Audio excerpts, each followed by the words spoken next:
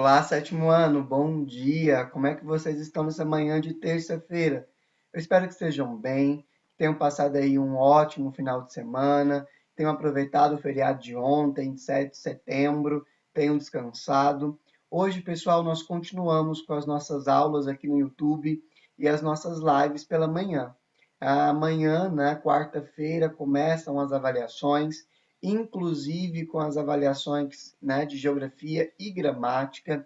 Então, nós temos um encontro marcado amanhã, às 9h10, né, com a nossa avaliação de geografia, que será só sobre a região sul, que é o nosso capítulo 5, tá bom? Então, pessoal, nós finalizamos, né, semana passada, esse conteúdo sobre a região sul, fizemos algumas revisões, fizemos inclusive um jogo de perguntas e respostas, dos quais vocês me surpreenderam, saíram muito bem, mostra que vocês estão dominando o conteúdo, né? E caso você ainda tenha alguma dúvida, que você ainda tem alguma dificuldade com esse conteúdo sobre a região sul, vai lá no capítulo 5 de Geografia e estude para amanhã, tá bom?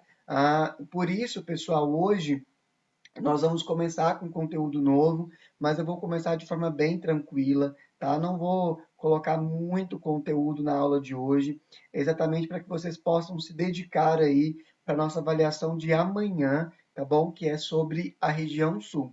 Pessoal, desde o segundo bimestre, né, nós estamos estudando aí as regiões do Brasil e hoje nós vamos falar um pouquinho sobre o capítulo 6.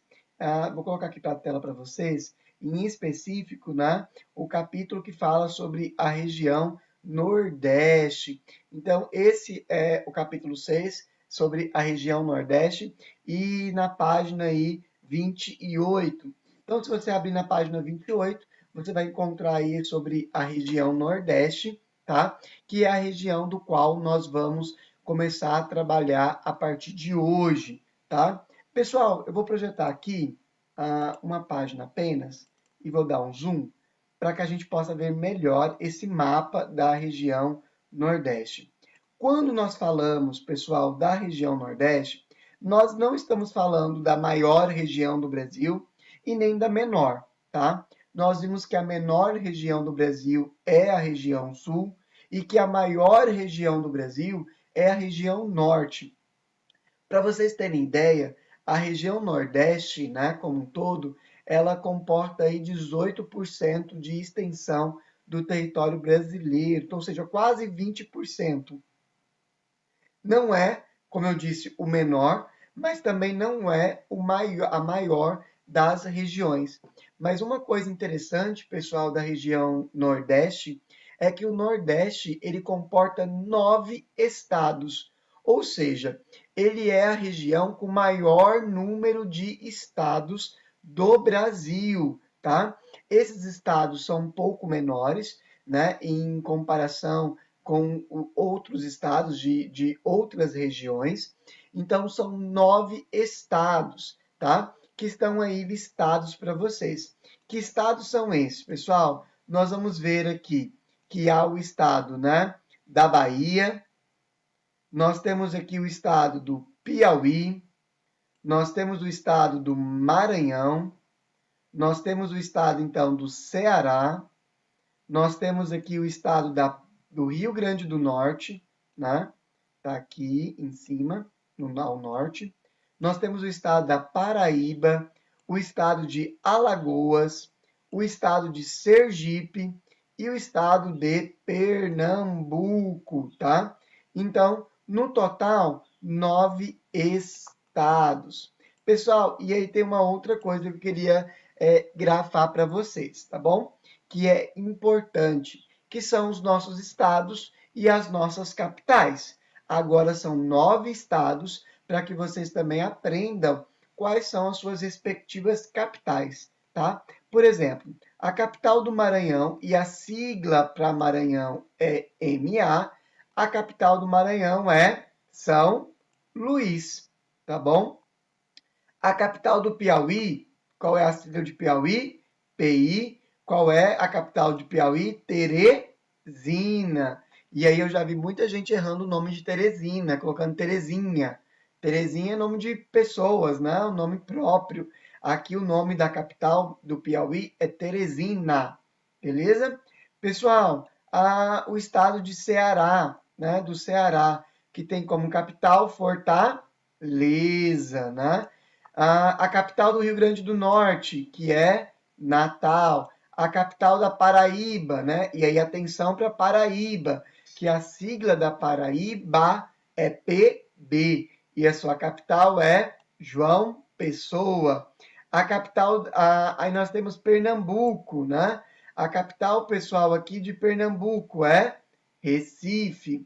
De Alagoas, Maceió. Sergipe é Aracaju. E a capital da Bahia, que é Salvador. Beleza? Pessoal, esses são os nossos 9 estados, né? E as suas respectivas capitais. Deixa eu apagar aqui das capitais para deixar só os estados. Os estados aí estão em siglas, né? São 9 ao total, são 9 estados e as suas respectivas siglas. Pessoal, e aí eu vou pedir para vocês muita atenção para esses estados aqui, ó, que eu vou deixar aqui com roxinho, tá? São os estados da Paraíba, de Pernambuco e de Piauí. Porque tem muita gente que confunde, porque ainda tem o PA e lá embaixo, né, na região sul, nós ainda temos um outro estado com a sigla PR, não é isso? Vocês lembram lá? Nós temos a sigla do Paraná. E aí, pessoal, muito cuidado com cada uma dessas siglas. Lembrando que o Paraná é da região sul, o Pará, ou seja, o PA, é da região norte, enquanto que o Piauí, o Pernambuco e Paraíba são da região nordeste. E aí nós não podemos confundir essas três siglas, tá? PB, PE e PI, que são de estados completamente diferentes. Pessoal, qual que é uma outra curiosidade bastante importante sobre a região Nordeste?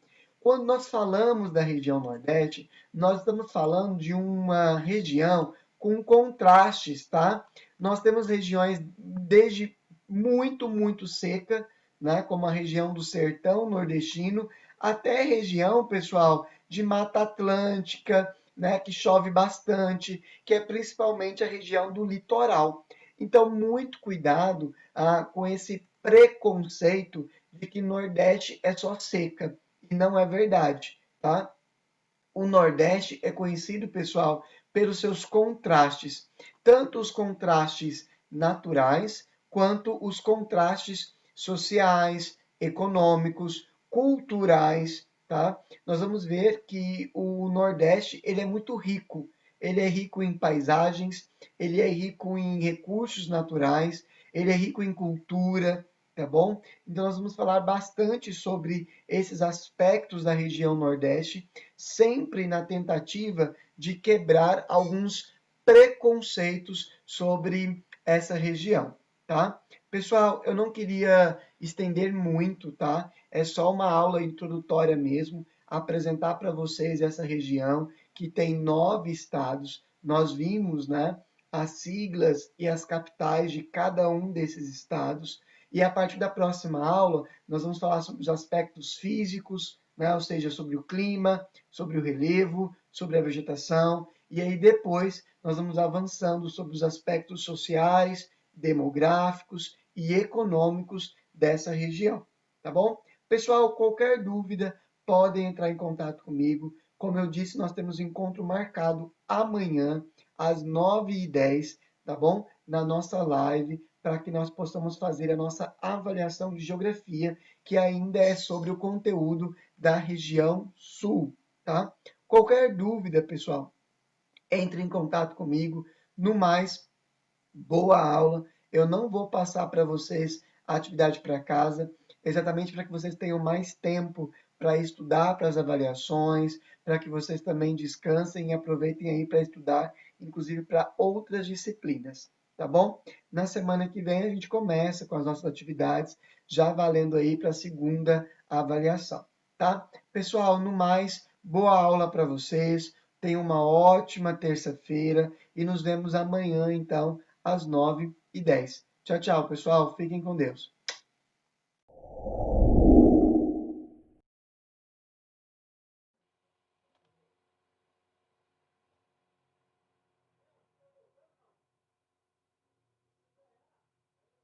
Bom dia, sétimo ano, tudo bem com vocês? Espero que esteja tudo ótimo. Hoje nós temos aí aula de literatura e temos dois momentos aí para nossa aula. O primeiro momento é uma análise da tela Operários de Tarsila do Amaral. E em seguida nós temos, né, o segundo momento, que é o texto Brincando com Folclore, de Edith Lacerda. E em seguida, né, eu venho mostrar para vocês aí as tarefas de casa. Lembrando vocês que as correções das atividades de literatura serão feitas durante uma live extra, tá? Para que vocês possam participar e interagir durante a correção, tá bom? Só relembrar aí vocês. Então agora nós vamos lá para a tela.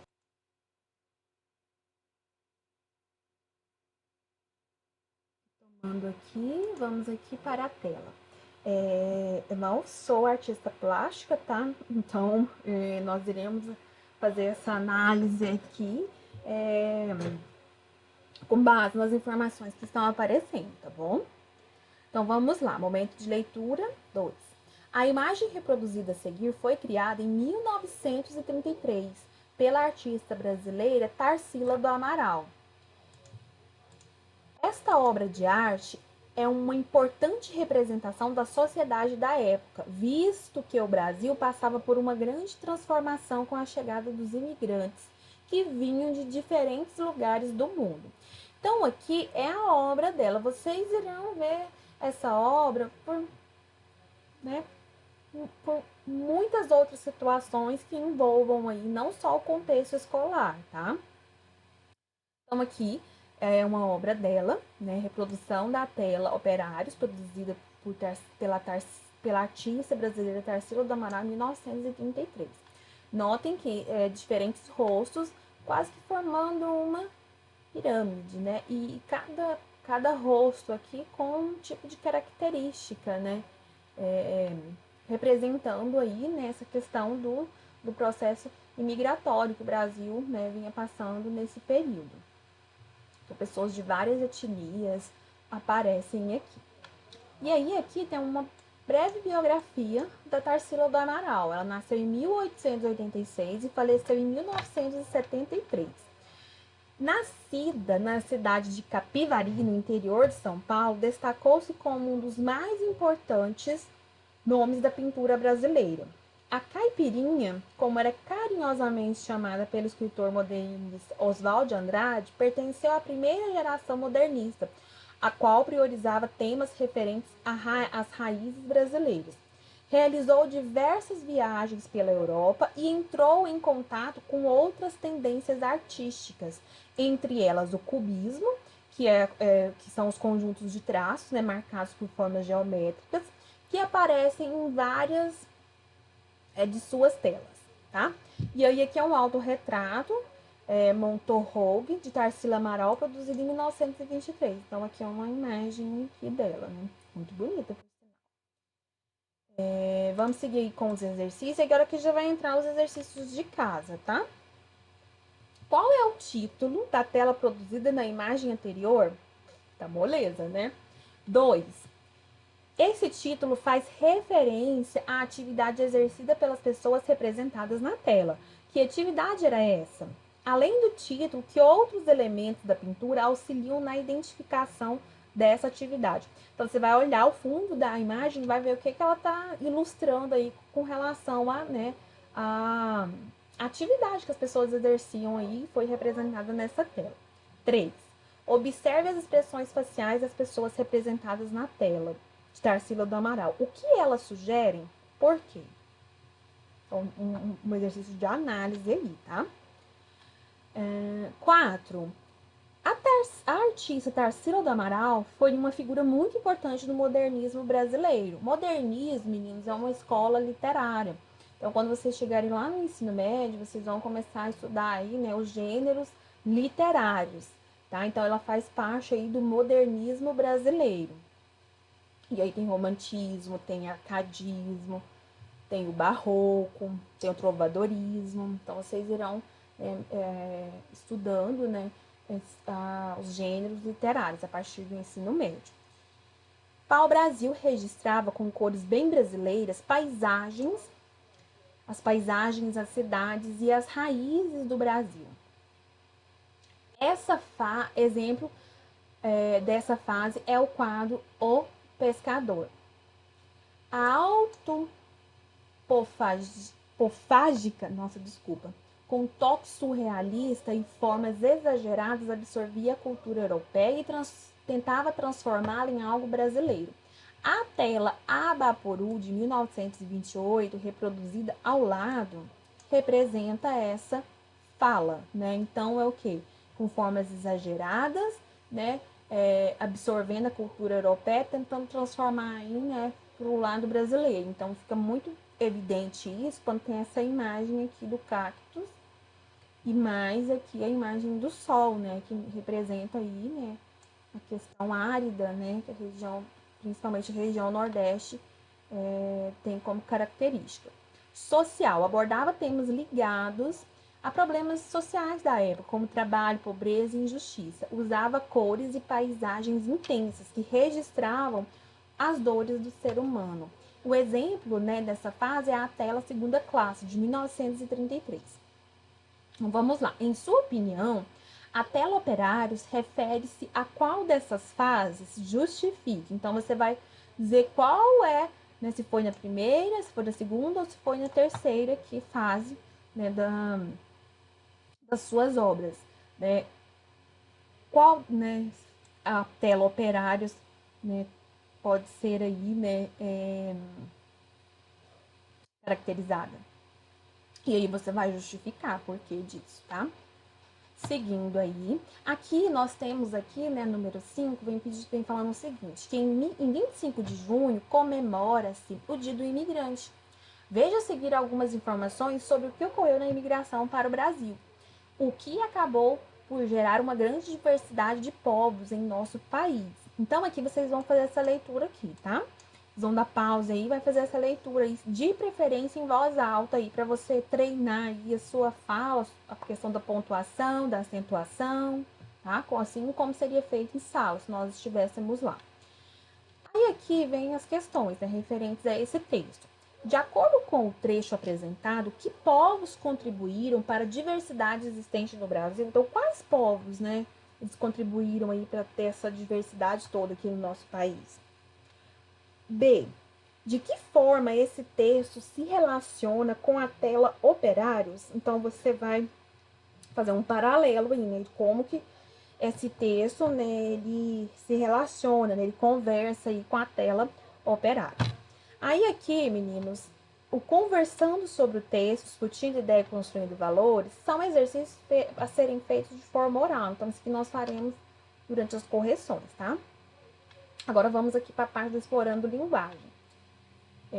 Explorando linguagem, que é essa parte aqui, e aí termina esse primeiro bloco aqui de atividades, que vai até a 43. Número 1. A produção em série e multiplicidade de elementos são algumas das características da área industrial presente na tela de Tarsila do Amaral. Letra A. Deixa eu aumentar aqui. De que forma as pessoas estão organizadas na tela? Em sua opinião, o que isso sugere? As pessoas estão, né, elas formam meio com uma meio, né, como se fosse a metade de uma pirâmide, né?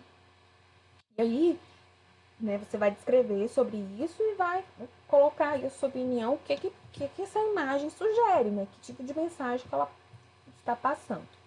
B. Em relação às cores empregadas pela artista, a predominância de cores monocromáticas, ou seja, uma só cor. Ou são muitas as cores? Então você vai falar aí, né? E o que isso sugere em relação ao que está sendo transmitido. A número 2 pede o seguinte: a tela Operários divide-se em dois planos. O primeiro é o que representa o destaque maior na imagem, que são as pessoas. E o segundo é um destaque secundário. Então, olha só, na letra A, o que está sendo representado no primeiro plano da tela? Acabei de responder. Hein? Na letra B, o que foi representado no segundo plano? Eu vou deixar para vocês procurarem, tá? Agora, nós vamos para o segundo bloquinho aí de exercícios. Eu vou passar aqui o mouse para chegar lá. E tudo nós já fizemos já. Então, começa aqui, ó, a riqueza. Deixa eu só minimizar. A riqueza do saber popular. Então, aqui nós temos uma imagem aqui, né, de uma festa junina, né, que esse ano não tivemos, né, assim, uma festa junina com o pessoal dançando nas barraquinhas, né, comidas típicas e tudo mais, né, que faz parte aí do nosso folclore. Essa obra aí, essa tela, é de uma artista chamada Lourdes de Deus. Ela é brasileira e ela tá viva ainda, ela nasceu em 59. E trata aí, né, suas obras, elas tratam aí de costumes do povo brasileiro, né, valorizando as festas populares. Então, nesse caso aqui, né, ela valorizou a festa junina. E aí aqui tem algumas perguntas que eu quero que vocês leiam aí para si e reflitam sobre elas, tá? Que é da letra A até a letra D. Aí aqui no momento de leitura 1, que é o texto Brincando com Folclore, que foi aquele que eu coloquei lá no slide, nós temos aí, né, momento de leitura. A riqueza da cultura popular brasileira é imensa. Diferentes manifestações dessa cultura foram criadas pelo imaginário do povo e passadas de geração a geração, perpetuando-se na cultura popular. Ou seja, o que é perpetuar-se? Ela permanece, ela vai criando raízes. O texto que você vai ler agora apresenta de maneira muito clara e simples o significado do folclore, além de suas diferenciadas formas de manifestação. Então, olha só. Esse texto aqui, eu vou pedir também para que vocês façam a leitura dele em voz alta aí, tá? Para treinar a oralidade, pontuação, acentuação, tom de voz, tá? É o texto, né, brincando com folclore. Então, aqui ele vem falando o que é folclore, né? Como é diferenciado essas manifestações. Aí ele vem também mostrando aí as questões regionais. Cada região tem suas manifestações folclóricas, tá? E aí aqui tem um quebra-cabeça, né? Uma imagem que é um formato de quebra-cabeça. E tem aqui, né? Aparecem aqui... Opa, foi demais. Deixa eu diminuir aqui. Aparecem aqui... Nossa, gente, eu tô tentando... Pronto. Aparecem aqui representações, né, desenhos, gravuras, né, que representam aí as diversas regiões aqui do nosso país, né, e não só regiões, mas do folclore em si, por exemplo. Nós temos esse casal dançando aqui que representa, né, o folclore, né, as tradições da região sul, tá? E aí, né, nós temos aqui a mula sem cabeça, nós temos aqui o saci, nós temos aqui o boi bumbá, os pratos típicos, tá? Aí, seguindo aqui, dia do folclore. O termo folclore foi criado por um pesquisador inglês chamado William John Thomas, 1803-1885, que resolveu fazer um estudo sobre as tradições de seu país. Desse estudo, ele publicou um artigo intitulado como Folklore. No dia 22 de agosto de 1846, por isso no Brasil a data de comemoração do folclore é 22 de agosto. Ela foi instituída em 1965 por meio de um decreto federal. No Brasil, com a reforma ortográfica de 1934, ocorreu a mudança na ortografia da palavra, com a eliminação da letra K e do hífen, tornando-se folclore. Número 1. Qual é a definição de folclore expressa no texto lido? Então, você vai, depois da leitura, você vai verificar, né, qual que é essa definição. 2. Com que objetivo o texto foi produzido? Qual foi a intenção, né, desse texto, né, de ser produzido? Número 3. A que público esse texto é destinado? Ele é destinado para criança? Ele é destinado para adulto? Ele é destinado para adolescente? né? Para qual público ele é destinado? 4. A autora afirma que o folclore está mais perto de nossas vidas do que podemos imaginar. Cite algumas manifestações cotidianas que são consideradas folclóricas. Então, você vai citar aí algumas.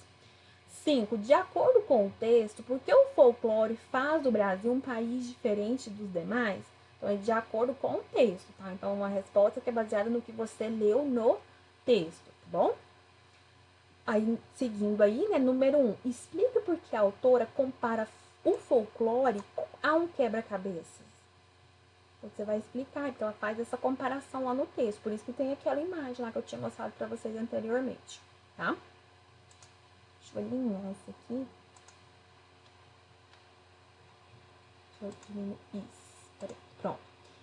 Número 2. Quais manifestações folclóricas são citadas no texto brincando com o folclore? Então, você vai voltar no texto e vai, né, vai responder aí quais são essas manifestações folclóricas que aparecem no texto.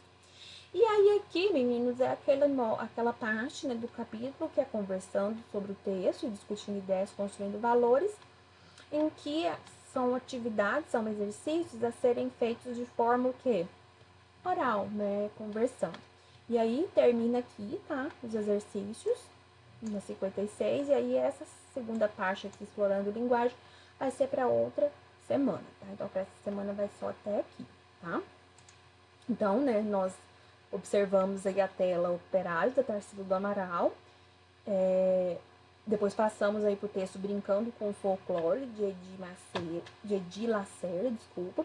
E aí, né, o homework é responder os exercícios da página 40, 43 e página 54 a 56. Lembrando que a página 40 é só a tela da Tarsila do Amaral, tá? E a 54 é o texto Brincando com o Folclore. Tá bom, meninos? Então, para vocês aí, uma ótima semana, um ótimo dia, tudo de bom. Até a próxima aula. Um beijo.